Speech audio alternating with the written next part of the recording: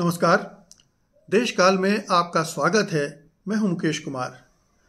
दोस्तों, अभी तक आम तौर पर यह समझा जा रहा था कि जो हिंदुत्ववादी संगठन हैं, अतिवादी हिंदू हैं या उग्रपंथी हिंदू हैं, उनके निशाने पर केवल मुसलमान हैं, मुस्लिम समुदाय हैं या ईसाई हैं, या एक हद तक उन्होंने सिखों को भी टारगेट कर रखा है। तो ये मुख्य रूप से वो धार्मिक समुदाय हैं जो उनके निशाने पर है।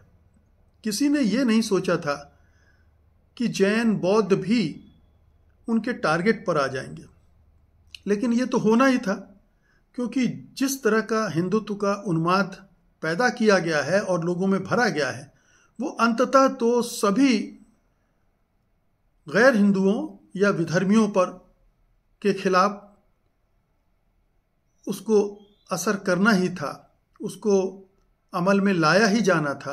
और ये इसकी एक बड़ी मिसाल आपको मध्य प्रदेश के सागर से मिल सकती है, जहाँ पर जो उग्र हिंदू हैं, हिंदुत्ववादी संगठन हैं, उन्होंने वहाँ पर एक जैन मंदिर में तोड़फोड़ की है, जय श्री राम के नारे लगाते हुए। और इसका वीडियो सोशल मीडिया पर वायरल है। ये सारी चीज़ें आप देख सकते हैं कि वो किस तरह से पथराव कर रहे हैं, शीशे तोड़ रहे हैं और उसके अंदर के हिस्सों को नुकसान पहुंचा रहे हैं। ये अब इस हद तक बात पहुंच गई है जहां जैनियों को टारगेट किया जा रहा है, जैन धर्मस्थलों को टारगेट किया जा रहा है। वैसे जैनियों पर और भी हमले हुए हैं, और भी इस तरह की शिकायतें आई कि जैनियों के जो साधु संत हैं उन पर भी हमला किए गए हैं।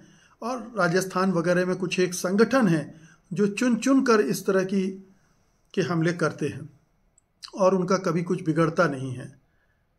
तो ये जो सागर की घटना है, ये बड़ी महत्वपूर्ण है। इस लिहाज से इस पर गौर किया जाना चाहिए कि जैन आमतौर पर अपने को हिंदू मानते हैं, हिंदू बताते हैं, और जो हिंदुत्ववादी संगठन है उनके साथ उनका समर्थन करते हैं, उनके एजेंडे का समर्थन करते हैं। आपने बहुत सारे जैन साधु संतों को देखा होगा, बहुत ही उग्र रूप से भाषण देते हैं, प्रवचन देते हैं, और उसमें उनकी जो कंटेंट होता है, जो जिस तरह की बात वो करते हैं, वो उग्र हिंदुत्व की बात करते हैं। वो मुसलमानों के खिलाफ जहर भी उगलते हैं। तो ये जैन धर्म के साधु संत, जिन्हें इस सब में नहीं पढ़ना चाहिए, क्योंकि जैन धर्म तो अहिंसा और प्रेम का धर्म माना जाता है, सत्य का धर्म माना जाता है, और इस तरह के नफरत वाले, हिंसा वाले बयान नहीं दिए जाने चाहिए। लेकिन ये जैनियों के साधु संत भी कर रहे हैं, मुनि कर रहे हैं, और उनके वीडियो आप सोशल मीडिया पर देख सकते हैं। तो एक तरफ जैन समुदाय काफ़ी हद तक आरएसएस, बीजेपी और इनके जितने भी अनुषांगिक संगठन हैं उनके साथ जुड़े हुए हैं और उनका समर्थन करते हैं, और उनकी जो भी गतिविधियां होती हैं उनमें पार्टिसिपेट भी करते हैं। चाहे वो अयोध्या में बाबरी मस्जिद को गिराने वाला मामला हो, काशी में जो मामला है ज्ञानवापी मस्जिद का, उसको लड़ने वाले वकील जैन हैं। संभल का विवाद जैन वकीलों ने खड़ा किया हुआ है, और वो कई जगहों पर इस तरह के विवाद खड़े कर रहे हैं। तो एक तरफ तो जैन समुदाय का बड़ा हिस्सा इस तरह से हिंदुत्ववादी ताकतों के साथ खड़ा है, और दूसरी तरफ वो हिंदुत्ववादी ताकतें जैनियों पर इस तरह से टूट पड़ी हैं। अब ये मामला जो था वो एक ज़मीन को लेकर था। एक जैन समुदाय की कोई ज़मीन थी और जिस पर कब्जा कर लिया गया था और उसको हटाया गया था। उसको हटाने के समय चूंकि वहाँ कोई मंदिर भी था, तो उन पर आरोप लगा दिया गया जैन युवकों पर कि वो 30 जैन युवक मुंह ढके कुलदेव मंदिर में घुसे और मंदिर को नुकसान पहुंचाए। ये आरोप लगाया गया और इसके बाद तनाव बिल्ड किया गया। और लेकिन तथ्य ये है कि दूसरे समुदाय यानी हिंदुओं ने उस पर अवैध कब्जा कर रखा था, जिसे खाली कराया जा रहा था। और उसको जब इस तरह से हुआ तो उसे, क्योंकि ये ज़मीन बहुत बेशकीमती बताई जाती है, और उस पर बहुत सारे लोगों की नज़रें लगी हुई थी। तो जब जैनियों ने ये ज़मीन वापस लेनी चाही तब एक विवाद वहाँ हुआ और उस विवाद के आधार पर फिर ये हमला किया गया। यानी एक ज़मीन के विवाद को एक धार्मिक रूप दिया गया और फिर जो हिंदू संगठन हैं वो ये कह रहे हैं कि ये तो क्रिया की प्रतिक्रिया थी, यानी जैनियों ने जो किया था उसका जवाब दिया गया था और सही था।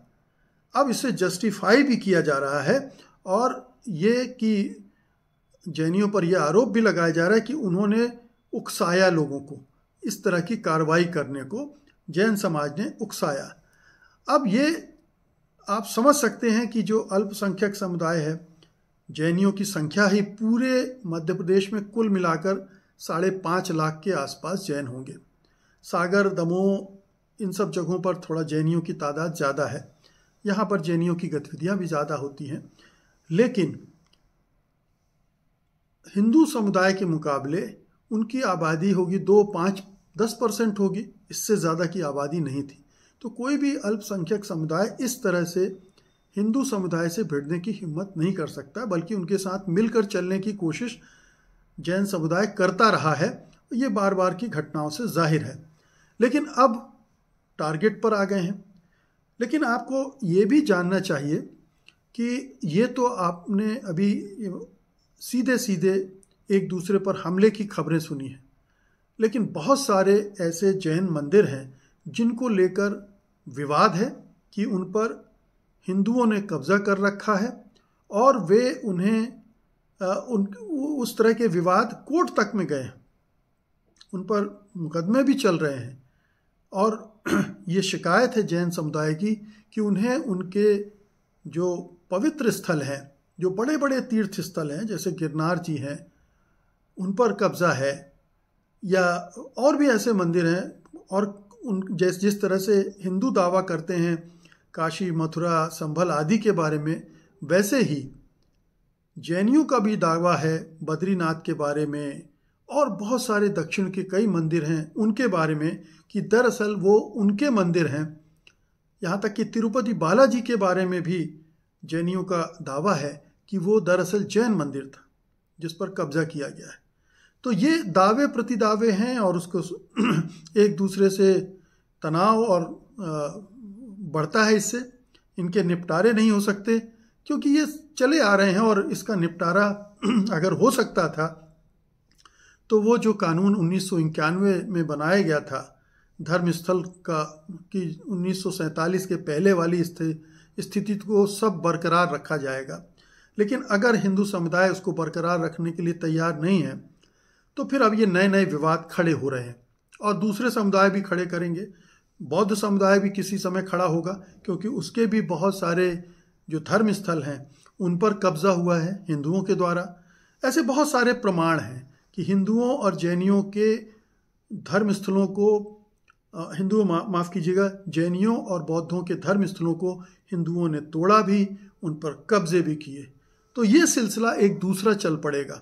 तो ये जो बहुसंख्यकवाद है वो बहुत ही खतरनाक होता है इस मामले में। वो अल्पसंख्यकों को बख्शता नहीं है। पहले मुसलमानों को टारगेट किया, ईसाइयों को टारगेट किया, सिखों को टारगेट किया उन्हें खालिस्तानी वगैरह बताते हुए।